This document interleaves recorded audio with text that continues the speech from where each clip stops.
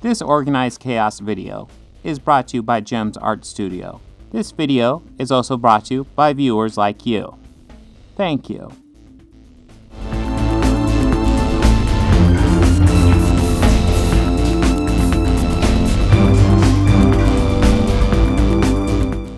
Hello again. Just a couple days ago, the She-Hulk trailer came out, and I have two minds about it. My first mind of it is that I feel like they got the spirit of the character right. What's interesting about She-Hulk is that she's not just like a gender-flipped Hulk. Hulk is a character who has he has all these rage issues. And when he becomes Hulk, he loses control, and he just becomes this monster. He's a brilliant guy who becomes a brain-dead monster. That is not She-Hulk. She-Hulk is actually an entirely different beast, other than, she turns green and big. She-Hulk largely keeps most of her intelligence intact when she turns. So essentially, what you have is a character who finds that she becomes big and green and buff, and she likes the look of She-Hulk, the Jennifer Walters character, and she enjoys being She-Hulk. So when you have Bruce Banner and Hulk, he sees Hulk as like a curse, whereas Jennifer Walters and She-Hulk saw She-Hulk as like a blessing. Like, oh my god, this is so awesome. Look at all this stuff I can do. I'm awesome. And that's... It's always been kind of this fun, interesting character. And I feel like the trailer, what we saw of the trailer, really seems to get the spirit of that nicely. And I'm looking forward to that. That being said, I will also mention the big thing everybody's talking about with this trailer, and that's how the CGI looks incomplete. And it really, really does. It looks a little rough. Although I did think it was funny. I saw a person on Twitter talk about, hey, I see everybody talk about how CGI is incomplete in trailers and he'll get finished before the show. I have yet to see an example of that actually happening. I thought that was kind of funny because literally the last time I remember a blow up of something similar happening was Sonic the Hedgehog, where not only did they fix the computer effects, they totally redesigned the character and got it out in like a couple months' time. And it looked pretty damn good in that movie. So I thought that argument was funny because, they have plenty of time to fix stuff. But yeah, you know what? I usually do reactions, and it looked like a good time to go ahead and return to Critical Drinker. Critical Drinker is interesting. I actually saw somebody talking about a trifecta of bad YouTubers, and the trifecta of bad YouTubers they're talking about, it was The Quartering, Neurotic, and Critical Drinker.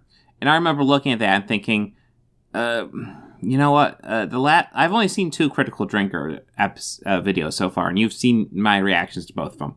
I thought the Batman review was actually fine. A little cringe at moments, but overall it was good.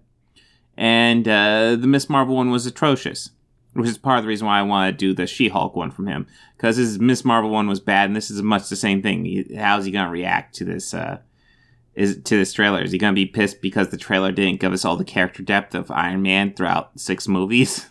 That'd be funny. But yeah, I did think it was interesting that it was those 3, because Critical Drinker of those 3 is by far the best. I have problems with him, obviously. But I was kind of shocked. I was like, I don't think he's quite on the same level. As you notice, I'm still subscribed. I haven't unsubscribed since that last video. Maybe I should. We'll see how this video goes. But like I said, I like that Batman review. I thought that Batman review was largely good. Not perfect, but largely good. But we will see She-Hulk, Attorney at Law. LOL, nope. 1.1 million views in a day. Damn, he tears up those view counts. I will give it to him there. Is there anything more depressing than dating in your 30s? Yes, there is. Your transformations Dating in your 40s. are triggered by anger and fear. Those are like the baseline of any woman just existing. Yes, yes. Your ass looks crazy right now.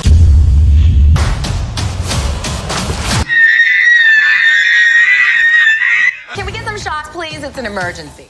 I'm sorry. I think it's a little bit weird. The J. Jonah with the mix there. I'm not. Was he assuming that this isn't being taken seriously, or that? I mean, that GIF. That GIF. Well, I guess it is in GIF form, but that meme of him laughing, it's supposed to be like a joke, and it's like, oh, you're serious.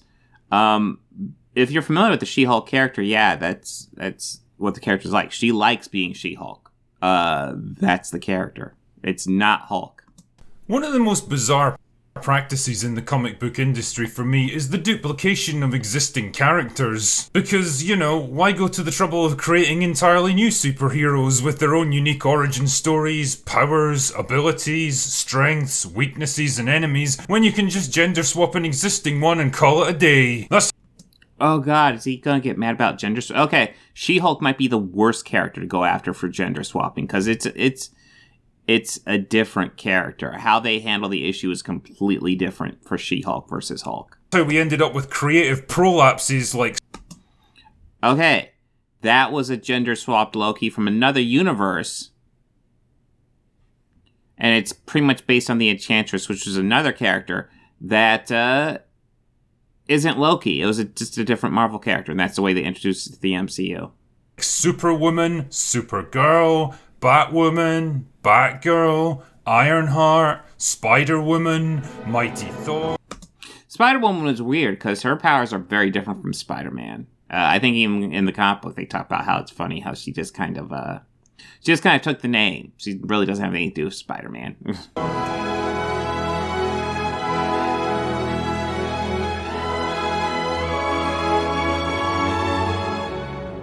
X-23, Aquagirl, Lady Deadpool, Captain Carter, Polaris, Lady Punisher, and the latest dead end of imagination to be shot out onto our screens by Ms.Marvel is She-Hulk, Attorney at Law. I already brought up She-Hulk is actually an interesting character in her own right. Listen, yeah, it's not super creative to just take a character and gender swap them or just do like a new version of that character with slightly different. Sure, I'll give you that. But sometimes they take them in interesting areas at work. She-Hulk is a good example of that. She hot? And she's super smart. Hot? Funny and cool. Hot? Yes, she's hot, super hot. Nice. Ever wondered what would happen if the Incredible Hulk was a woman and she somehow retained the ability to think and talk rationally while transformed so that she could go about her daily life as a 7-foot-tall green monster? Nah, me neither. And yet here we are, staring down the barrel of another Marvel TV show that's about to drop. Fuck me, these things multiply quicker than a pocket calculator. You know, between the MCU content factory and the dozen or so Star Wars shows that are currently in the works, it makes me wonder if Disney's business strategy is a bit like a First World War general. Just throw so many bodies at the enemy that eventually you'll overwhelm them with the sheer weight of numbers. Well, yeah. Netflix does the same thing too. They want people to sign up for their service, so they make stuff.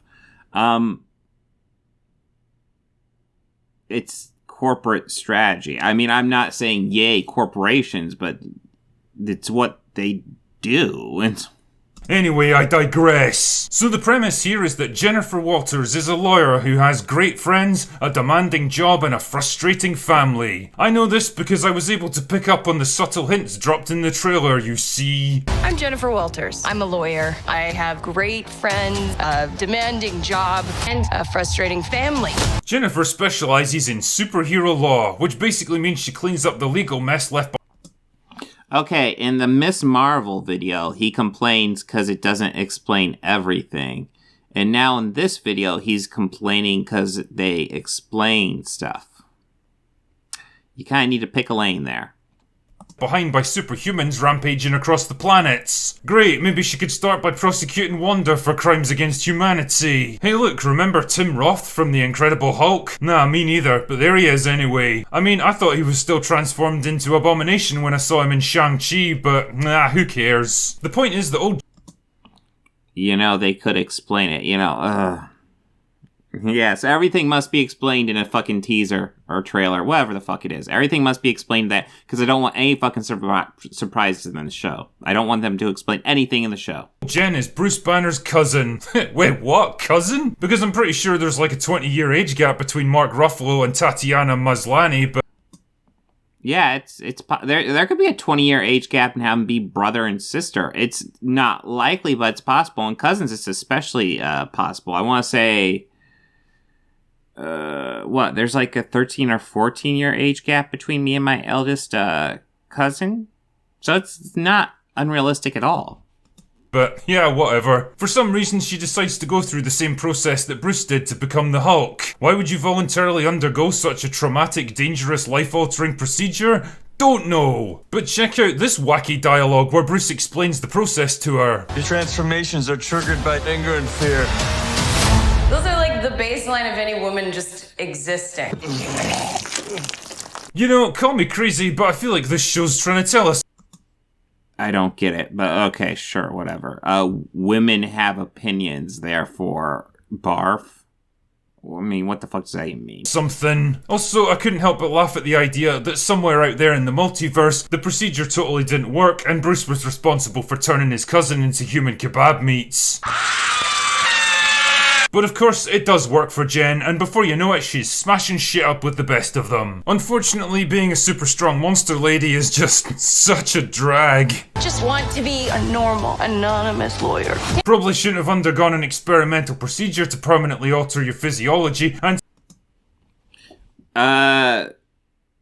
They don't establish that, but wasn't she in some sort of... I'm pretty sure in the comics she was in some sort of an accident and had to do a blood transfusion, which is how she got the powers. It was an emergency blood transfusion from her cousin, Bruce Banner, and that's how she got the powers. It was something like that. The trailer doesn't establish exactly how she gets the powers, though. So, that's you judging the show based on the trailer, based on insufficient information. Oh.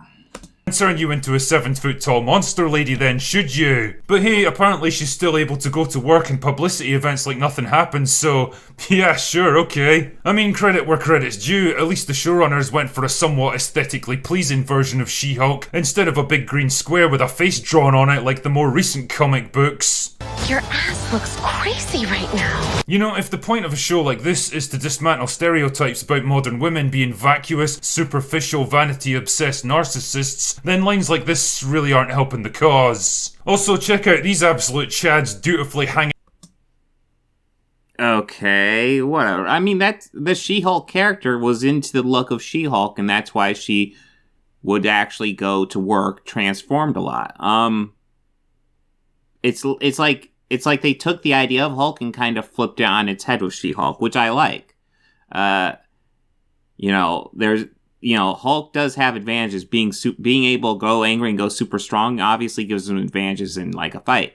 Whereas She-Hulk, she immediately like had the advantage because she was able to maintain a lot of her intelligence. I don't know if it was all, but like most of her intelligence. I don't know if it's like Professor Hulk where it's like it's something in the middle, but like it's something she liked. That's how the character works. And again, I feel like he's judging a whole series based on the thing. He hasn't even brought up the shoddy CGI. If you're going to attack this, bring up the shoddy CGI. Hanging around in the backgrounds. I'm sure their wives' boyfriends must be very proud of them. One of the questions I often ask myself as a writer is, how can I make my protagonist unlikable as fuck? And after watching this trailer, I do believe that I've found the answer. Just have them act completely dismissive and disrespectful towards their far more popular, successful, and well-written predecessors. Like when did she do that? Okay, explain. This charming line right here. Oh, I'm not a superhero. That is for billionaires and narcissists and adult orphans. Really? So it's just rich people and narcissists who become heroes, eh? Well, Steve Rogers... Okay, what? Well, I mean, that's just her opinion. Well, that's just her opinion, man. Going for Big Lebowski there, but yeah, it's all that is. I mean, it won't be far off for her arc to be like, I don't want to be a superhero, and her becoming a superhero. That sounds like a character arc to me. Natasha Romanoff, Peter Parker, Peter Quill, Clint Barton, and your own fucking cousin would beg to differ, Jen. And yeah, I know they had to add in that orphan line at the end to try to cover their own arses, but I think we can all see the glass ceiling analogy that the writers are awkwardly trying to draw here. And to cap it all off, I give you this pièce de résistance. This is it, ladies and gentlemen. This is what the MCU is now. You know, it's weirdly depressing when you...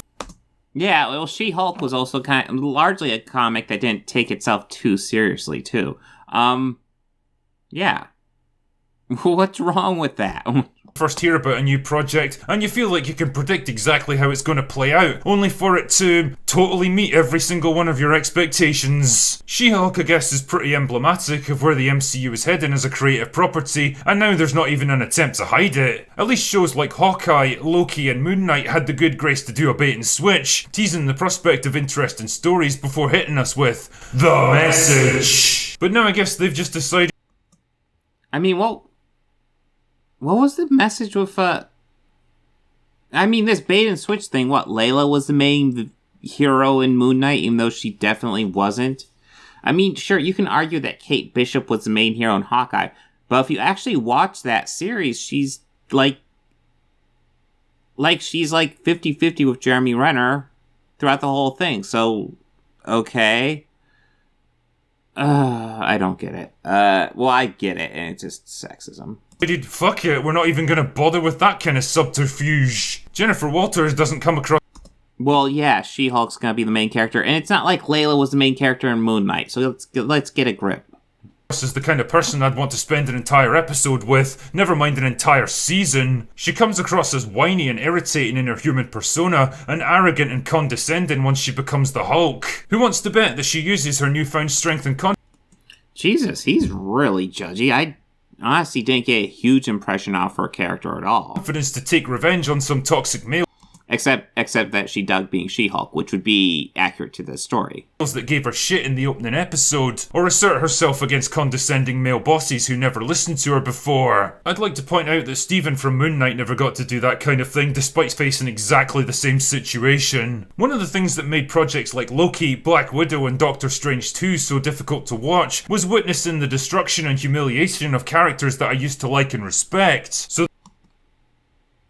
I missed that. When did that happen? When did that happen in any of those? Jesus Christ. That they could be used to launch next products. Luckily though, I never gave much of a shit about Bruce Banner, especially the version played by Mark I Care About Current Thing Ruffalo, so as far as I'm concerned, they're fucking taking a shot at Mark Ruffalo. I like Mark Ruffalo. welcome to him. Do your worst, She-Hulk. Ultimately, the memeing potential of a show like this is probably gonna launch 1,000 shitposting accounts, and if you're the kind of person that just wants to see a big strong lady beat up on a bunch of pathetic males, then I guess this could be the show for you. For anyone else who expects decent entertainment with a bit of thought and creativity behind it, well, maybe there are things more depressing than dating in your 30s. Anyway, that's all I've got for today. Go away now. Okay, yeah, I don't really know why I haven't hit unsub. I'm sure I'm gonna hit up Critical Drinker again at some point, but yeah, that was just nowhere. I don't like. There's not. So yeah, that's hardly the worst video I've seen. He just has lots of cringe takes. What I do think is interesting is he's definitely more nuanced than someone like Neurotic. Neurotic is straight up like women bad, pretty much in every moment. Critical Drinker isn't that out there, which is probably why he's a lot more popular. That being said, he's twice. He's got 1.2 million subs, which is insane. Neurotic's only got like 500,000 subs, so he's definitely more popular. But it's yeah, they're still both super popular. Neurotic's a bit more mask off, obviously. But what I think is interesting is that these guys are making a career out of flat out just bad critiques. Just cringy bad critiques. I mean, he just critiqued a trailer as if that was the whole series. I mean, that's part of the reason why I don't really like doing huge trailer reactions, because I just gave you my response to the trailer at the beginning of this. It's like, I only have a couple minutes worth of stuff to say. Yeah, this stuff kind of worked, this stuff didn't. But it's a fucking trailer. I don't have much outside of that because it's just a trailer. But yet he can judge the whole fucking series based on this trailer for some goddamn reason. It's cringe. And these guys make a career out of doing bad critiques. And part of their job is not only do bad critiques, is to also identify things wrong with the movie that aren't even wrong, or show. I feel like now with the internet, everybody can become a critic, which is nice. I mean, I would never have a platform to critique and talk about this stuff that I really like. But coming with it is also people who are really bad and use that critique in a way to kind of just manipulate their audience into thinking something's bad without, like, actually giving any critical thought to it. And it's really, really disturbing. The place where film criticism is going is really bad. The place where this country's going is bad. But, like, I feel like film critique right now, you look at film critique, you can kind of... It's like a mirror for how the country is going as well. It's weird. It's getting very divisive. And it's, like, lots of really bad takes. And, you know, some good takes, but, like, really, really, really bad takes. Disturbingly bad takes. And yeah, this is just a bit, it's not as cringy as that Ms.Marvel video, but it's just bad. It's a bad trailer review, which is part of the issue. You shouldn't really review a trailer. You can discuss basic ideas of it, but he's like judging the whole series based on this trailer, and it's fucked up. It's dumb.